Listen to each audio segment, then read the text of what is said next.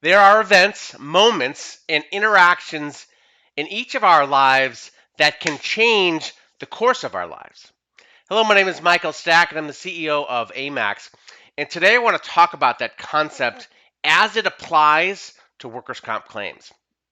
There are events and interactions and people relationships in the course of a work comp claim that change the course of the claim. And specifically, I'm talking about these catastrophic claims or creeping catastrophic claims, or these claims that start really small and end up being really expensive and really impactful negatively on that injured worker's life. I was at a dinner this weekend with some friends. My wife and I were out to dinner with some friends this past weekend, and we were talking about that idea of one of the wife had read this book. I think it was called the Midnight Journey, and it was all about this idea of these different things, these interactions in your life. And we also talked about that movie Sliding Doors with Gwyneth Paltrow, and the idea of these books and these movies.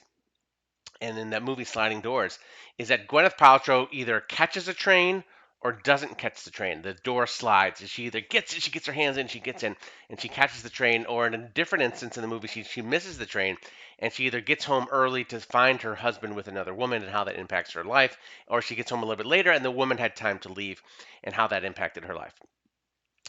The point of this is thinking about this in the context of workers' comp claims. And I want to give you a tool that can help us identify early on in a claim if a claim needs more help. If it's set up to be going off in the wrong direction. If it's set up to be one of these claims that starts as a shoulder and ends up being this really drastic and life altering type injury. So I want to introduce you to this test called the Arribro Short Form 12. The Arribro Short Form 12. And the nice thing about this little test, this little questionnaire, is it's in the public domain. It's in the public domain. There's really no cost even to really use it. It's just a matter of putting it into practice in your work comp program. So I want you to look that up, check it out, and here's the results. Let me just kind of give you an idea of the results. With 95% accuracy, it has been able to predict that a person is going to recover with really not much trouble.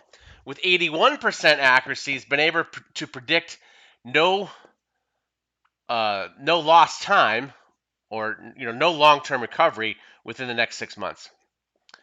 So no long-term recovery,